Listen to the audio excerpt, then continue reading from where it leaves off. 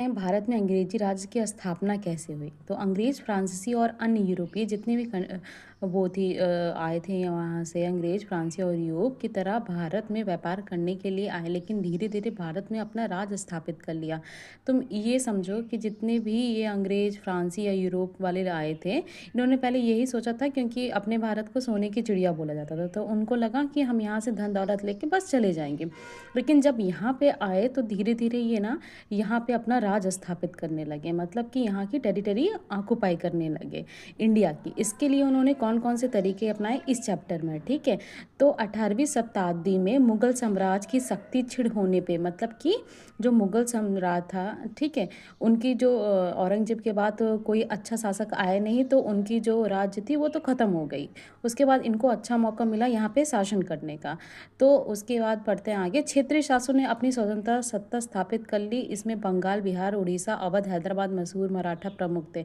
मुगल बादशाह का नियंत्रण नामात्र रह गया। इसी सदी में यूरोप में फ्रांस और इंग्लैंड के बीच विदेश में उपनिवेशों व्यापार ज़्यादा से ज़्यादा मुनाफा कमाने के लिए कई वर्ष तक, मतलब इनके आपस में ही यूरोप, फ्रांस और इंग्लैंड के पढ़ेंगे। भारत में अंग्रेज राज की स्थापना कैसे हुई? जैसे अंग्रेज, फ्रांसी और यूरोप इस तरह की तरह भारत में व्यापार करने के लिए आए, मतलब ये लोग आए थे व्यापार करने के लिए सिर्फ, ठीक है? अंग्रेज और फ्रांसी और यूरोप लोग।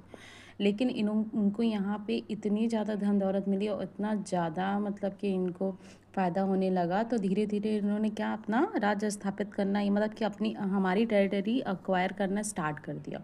और उसके बाद क्या हुआ कि 18वीं शताब्दी में मुगल साम्राज्य, मतलब कि औरंगज़ेब के बाद कोई अच्छा शासक आया नहीं मुगल साम्राज्य में, तो वो भी जो इनकी शक्ति थी मुगल साम्राज्य की वो छिड़ हो गई। तो इनको अच्छा मौका मिल गया कि चलो अब इनकी इंडिया की टेरिटरी धीरे धीरे ऑक्युपाई करें, ठीक है?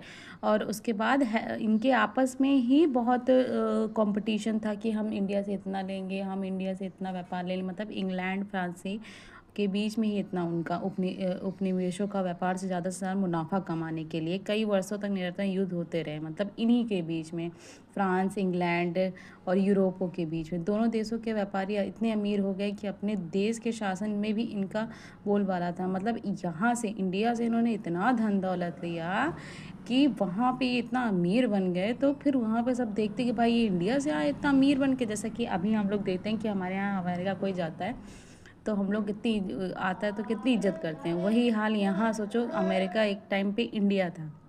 यहाँ तक कि इंग्लैंड और फ्रांस के राजा अपने देश की कंपनियों का पूरा समर्थन करते थे, क्योंकि उनको इंग्लैंड और फ्रांस के जो राजा थे, क्योंकि वहाँ पे उस समय राजा ही होते थे, डेमोक्रेसी तो थी नहीं, तो वो क्या कहते थे कि जाओ भाई कंपनियाँ हैं, जाओ आप व्यापार करो और हमें यहाँ पे टैक्स दो उसका, ठीक है? उसके बाद भारत को अंग्रेज ने अपना उपनिवेशक राज क्यों बनाया, मतलब अंग्रेजों ने भारत को ही क्यों बनाया? क्यों? क्योंकि इंग्लैंड में औद्योगिक क्रांति के दौरान, मतलब रेजोनेंस आया था उस टाइम पे, मतलब कि आपकी बहुत सारी कंपनियां स्टैब्लिश्ड हो। तो भारत को अंग्रेज में इन्हें अपने उपनिवेश राज क्यों बनाया? क्योंकि इंग्लैंड में औद्योगिक क्रांति के दौरान कारखाने लगने लगे, मतलब कि एक टाइम इंग्लैंड पे ऐसा आया कि वहाँ पे कारखाने लगना स्टार्ट हो गया। अब कारखाने लगना स्टार्ट हो गए तो देखो, कोई भी कंपनी लगती है तो आपको क्या चाहिए, वहाँ से कच्चा माल चाहिए, ठीक है? उसके बाद आप उसको पक्का माल बना के आप उसको 2 गुना दाम में बेच दो, जिसको मतलब कि हमारे यहाँ ये लोग बिचौलिया बन के आ गए। हमारे यहाँ इतने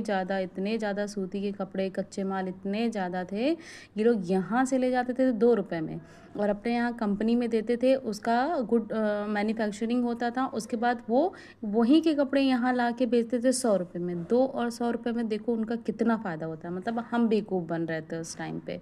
देखो, तो इंग्लैंड में अपना यह सस्ता कपड़ा और दूसरा सामान भारत को ऊंचे दाम में बेचना चाहता था, जिससे वे भारत में बुना कपड़ा यूरोप में बेचकर माला माल होते रहे और यहाँ से जो बुना कपड़ा था वो वहाँ ले जाके बेच देते थे। वे भारत में कई जरूरी फसलें उगाकर उन्हें दूर दूर बेचते थे, जैसे नील, पटसन, अफीम, गन्ना, चाय, कहवा आदि। मतलब कि अगर कोई नील वगैरह, पटसन, अफीम ये सब बोआ जाता था। पहले किसान ये सब नील वगैरह नहीं बोते थे, क्योंकि नील बोने के बाद जो आपकी उर्वी शक्ति होती है, मतलब कि जो आपकी फसल की उगने की क्षमता होती है वो बहुत कम हो जाती है। उसके बाद आप कोई और चीज़ नहीं बो सकते हो। और अफीम वगैरह ये सब बेच के वो लोग बाहर बहुत पैसा कमाते थे। उन्होंने व्यापार की ये सब चीज़ें लाने और ले जाने के लिए भारत ने महत्वपूर्ण क्षेत्रों में रेल लाइनें, मतलब जो कहते हैं ना कि ये हमारे अंग्रेज की देन है, रेल लाइन वगैरह, पुल वगैरह पुराने देखते हो, तो ये नहीं, हम लोग के लिए नहीं बनवाया था, उन्होंने खुद बनवाया था, क्योंकि उनको इतना फ़ायदा हो रहा था उससे। सोचो उस टाइम पे इतना फ़ायदा हो रहा था कि उन्होंने रेलवे लाइन ही बिछा दी, ठीक है। सड़कें भी उन्होंने बनवाई। इसके लिए वो लोहा, कोयला आदि खनिजों की खदानें खोदना चाहते थे, और जंगल में लकड़ी, मतलब बहुत सारे, देखो, उद्योगों को बढ़ाने के लिए चलाए गए विशेष अभियान को औद्योगिक क्रांति कहते हैं, ठीक है। क्या क्या औद्योगिक क्रांति है हम देखते हैं इसमें। जैसे ईस्ट इंडिया कंपनी नील, कॉफ़ी, चाय के बागान भारत में लगाती थी, और इन फसलों को सस्ते दामों में खरीदकर अपने जहाज़ों से इंग्लैंड के कारखाने में भेजती थी। जैसा कि मैंने बताया आपको, रॉ मटेरियल लिया, इंग्लैंड में अपने कारखानों में भेजा, वहाँ पे उसका मैन्युफैक्चर हुआ, ठीक है। अंग्रेज इंग्लैंड के कारखानों में तैयार माल, जैसे कपास से कपड़ा, मतलब यहाँ से कपास मतलब रुई ले जाते थे, कॉटन, उसके बाद वहाँ पे कपड़ा बनाते थे अपने देश में। चाय पत्ती ले जाते थे, कपड़ा रखने के लिए तैयार नील ले जाते थे, जहाज़ों के माध्यम से भारत एवं यूरोप के अधिक दाम बेचते थे। मतलब यहाँ से ज़्यादा 1-2 रुपये में खरीदते तो वहाँ 100 रुपये में बेचते। उन्होंने व्यापार की यह सब चीज़ें लाने व ले जाने के लिए रेलवे लाइन तक, सड़कें दूर से चढ़ आदि की व्यवस्था, इससे व्यापार में तेजी आई। मतलब आप सोचो कि ये सब कहते हैं ना, ये अंग्रेज़ों की देन है, अंग्रेजों, वो लोग बना के चले गए, ठीक है, अपने लिए बनाए थे कि हमारा फ़ायदा हो, और उनका दिन प्रतिदिन मुनाफा बढ़ता गया। यह सब करने के लिए उन्होंने भारत में अपने अधिकार रखे और भारत पर अपना वर्चस्व काम किया। आप जानते हो, अगर आप लालच करोगे तो लालच दिन पे दिन बढ़ती जाती है, तो इनका यही था।